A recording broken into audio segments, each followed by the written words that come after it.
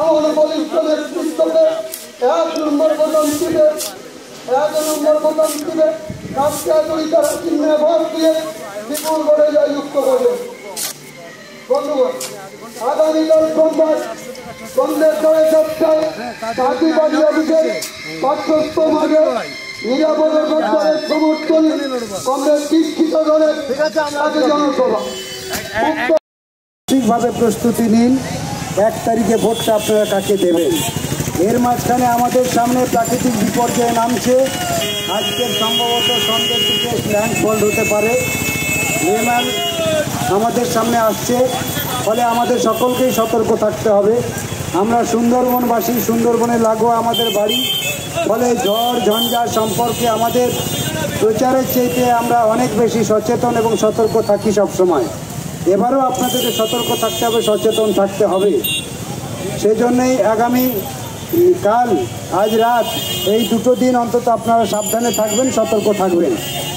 আমাদের পক্ষ থেকে আপনাদের কাছে যেটা বলার জন্য আমরা ঘুরছি, আপনারা দেখছেন যে দেশের ভোট শুরু হয়েছে, দেশের মানুষ ইতিমধ্যে ভোটে অংশগ্রহণ করছে। এবার এই দেশের ভোটে দেশের দায়িত্বে কারা যাবে, দেশের মানুষ সেই দায়িত্ব ঠিক করে দেবে। দেশের মানুষের দায়িত্ব কাকে তারা জিতিয়ে এবার পার্লামেন্টের দায়িত্বে নিয়ে যাবে। এতদিন ধরে আমরা দেখেছি যে আমাদের দেশের দায়িত্ব ছিল বিজেপি, ভারতীয় জনতা পার্টিকে মানুষ দায়িত্ব দিয়েছিল। এই 10 বছর আর আগের 5 বছর, প্রায় 14 বছর রাজত্ব করেছে বিজেপি। এই 14 বছর আমাদের ভারতবর্ষটাকে কোথায় নিয়ে গেছে, এটা আমাদের বিচার এবং বিশ্লেষণ করার সময় হয়েছে আজকে। কারণ আজকের আপনার কাছে ভোটটা অত্যন্ত গুরুত্বপূর্ণ। এই নির্বাচনে দেশ স্বাধীন হওয়ার পর এই একটা নির্বাচন হতে চলেছে, যে নির্বাচন স্বাধীনতার পরে এইরকম নির্বাচন হয়নি। কারণ এবার নির্বাচনে 2টো গুরুত্বপূর্ণ ইস্যু উঠে এসেছে, যে ইস্যু কোনো সময়ের জন্য নির্বাচনে আসে না। নির্বাচনে এই ইস্যুগুলো আসার কথা নয়, কিন্তু পরিস্থিতি বাধ্য করেছে এবার নির্বাচনে এই 2টো ইস্যুকে আনতে। কারণ আমাদের দেশে এই 10 বছরে সবচেয়ে বেশি আক্রান্ত হয়েছে আমাদের দেশের সংবিধান। আমাদের দেশের সংবিধান যখন আক্রান্ত হয়, তখন আমাদের দেশের মানুষকেই দায়িত্ব নিতে হয় সেই সংবিধান রক্ষা করতে। আমাদের দেশে আক্রান্ত হয়েছে আমাদের দেশের সার্বভৌমত্ব, আমাদের দেশের ইতিহাস, ভূগোল, আমাদের দেশের সব কিছু কৃষ্টি কালচার পাল্টে দেওয়ার চেষ্টা হচ্ছে।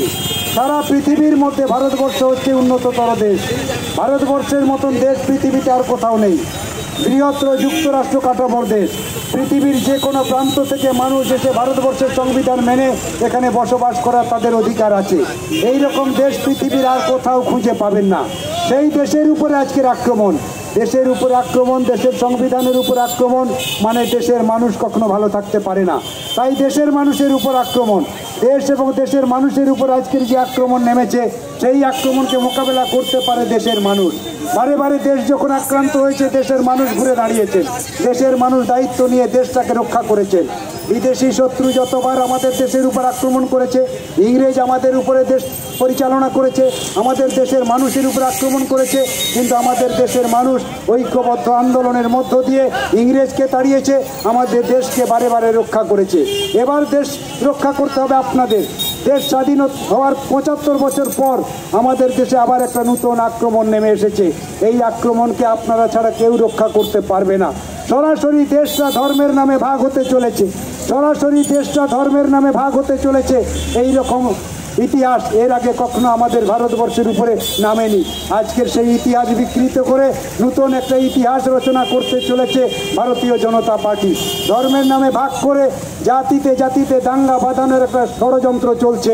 তাই আজকের আমাদের দেশের মানুষের ভোটটা অত্যন্ত গুরুত্বপূর্ণ। আপনার ভোটে আপনি এবার সাক্ষী থাকবেন। এবার যে ইতিহাস রচিত হতে চলেছে, সেই ইতিহাসের সাক্ষী আপনি থাকবেন।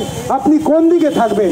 যারা দেশটাকে ভাগ করতে চাইছে তাদের দিকে থাকবেন, নাকি যারা দেশটাকে রক্ষা করার জন্য বাম কংগ্রেসের জোট তৈরি করে, ইন্ডিয়া জোট তৈরি করে দেশটাকে রক্ষা করার জন্য জান প্রাণ লড়িয়ে দিচ্ছে, তাদের পক্ষে থাকবেন? বিচার বিবেচনা আপনার। চিন্তা আপনার, ভাবনা আপনার, ভোটটা আপনার। আপনাকে সেই জন্য আপনার মতামত, গুরুত্বপূর্ণ মতামত নির্দিষ্ট জায়গায় দিতে হবে। আমরা বলছি, বামপন্থীরা বলছে, বাম কংগ্রেস জোট বলছে, এবার নির্বাচনে আপনাদের দেশটাকে রক্ষা করতে হলে আপনাদের বাম কংগ্রেস জোটকে ভোট দিতে হবে। বাম কংগ্রেসের জোটকে ভোট দিলেও তো দেশটা বেঁচে যাবে। দেশটা বেঁচে গেলে, সংবিধান সুরক্ষিত হলে পরে আপনি রাজনীতি করতে পারবেন, দল করতে পারবেন। কিন্তু দেশটা যদি ভাগ হয়ে যায় ধর্মের নামে, দেশের সংবিধানে যদি আক্রমণ নামে, সেই সংবিধান আক্রমণের মুহূর্তে মানুষ যদি সেই দায়িত্ব পালন না করে, ইতিহাসের পাতায় আমাদের নাম থাকবে অপরাধী হিসেবে। ইতিহাসের পাতায় অপরাধী হিসেবে নাম থাকবে। দেশটা এত বড় বিপদের মধ্যে, কিন্তু ভারতবর্ষ দেশ স্বাধীন হওয়ার পর দেশটা আধুনিক হলো ঠিকই, কিন্তু ভারতবর্ষের মানুষ আধুনিক হলো না।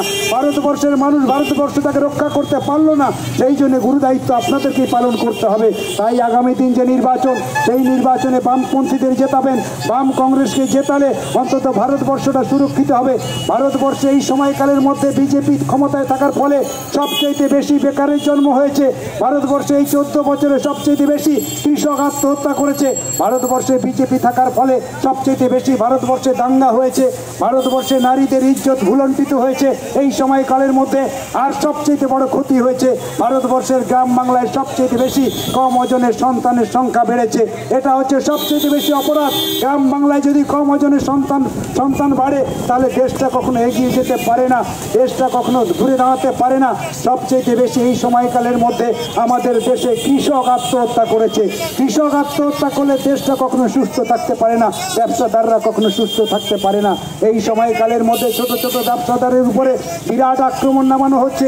বড় বড় ব্যবসাদার, কোটিপতিদেরকে গুরুত্ব দেওয়া হচ্ছে, অর্থাৎ ছোট ব্যবসাদারকে বড় ব্যবসাদাররা গিলে খাবে।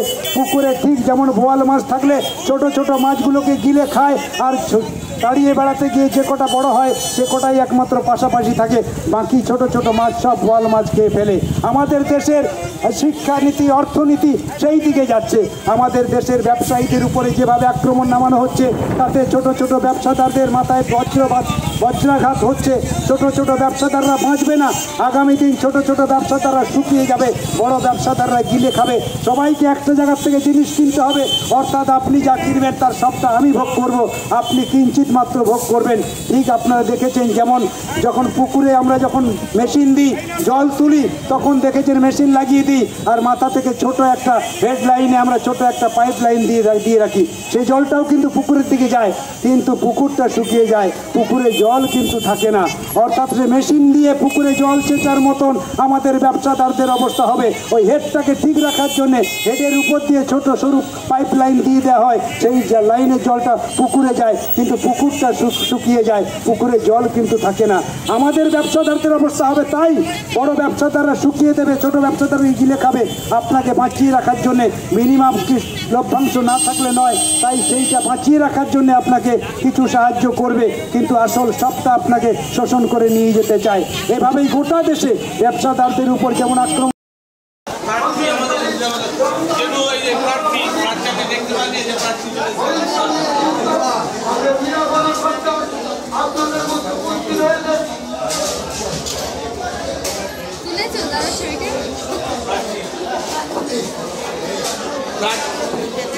টাকার লোক না গো, খন্ডের লোক, খন্ডের লোক।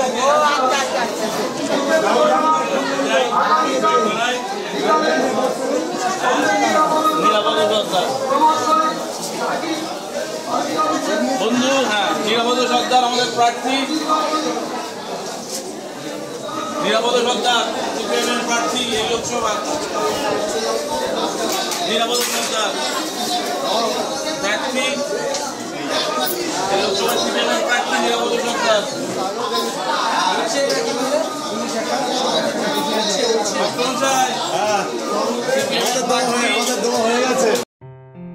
আসন্ন লোকসভা নির্বাচনে রাজ্যের প্রতিটি প্রান্তে বামফ্রন্ট প্রার্থীদের জয়ী করুন।